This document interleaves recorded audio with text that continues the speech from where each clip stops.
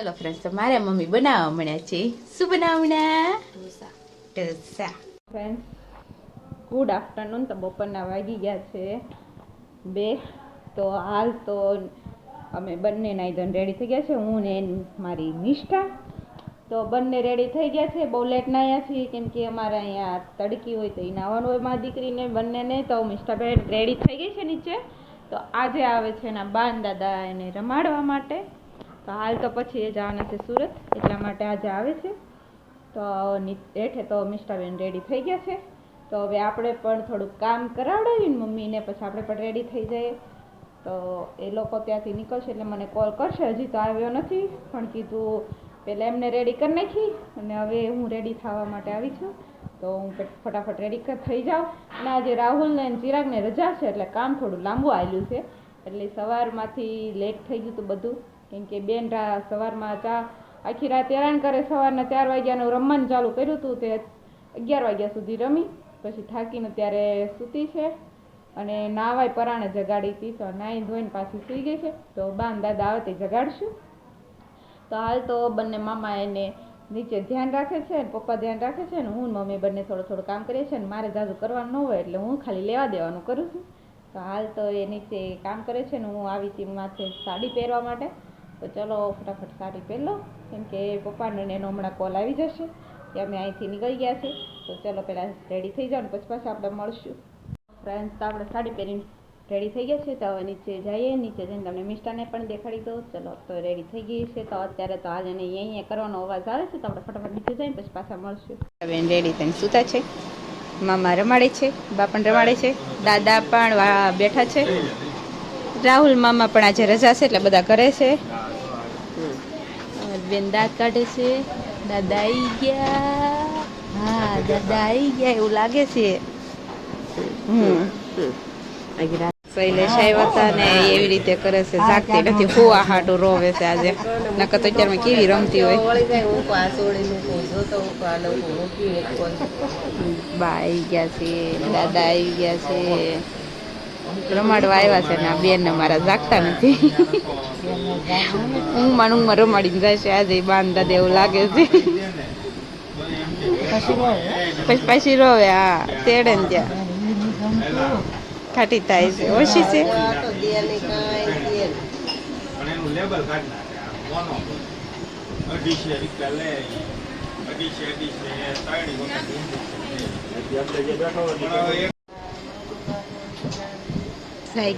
જાયગી ઓછી છે.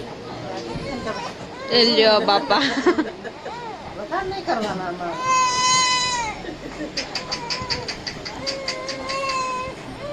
ગયા છે બેન. હવે ઠેઠ જાયગી કારું છે કે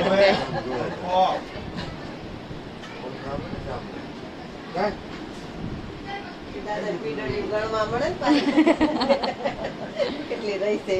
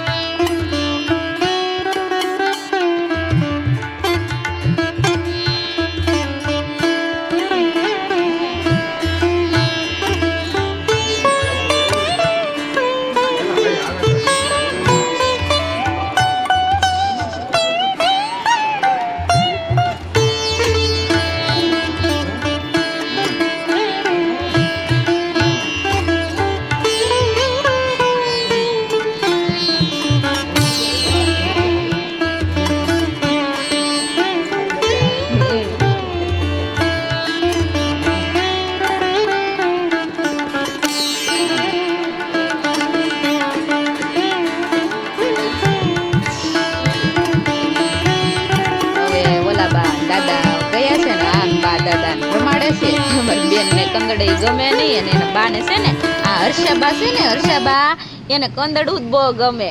અને બેન ને આ છે ને આ રમકડું અમારું આ એને રમકડું છે સુંદડી ઉડે ની એ જોયા કરે, સાયકલ આયક્યા કરે. હર્ષાબા ખાટા થયા, જો હર્ષાબા ખાટા થયા, જો જો ઢીંગલું.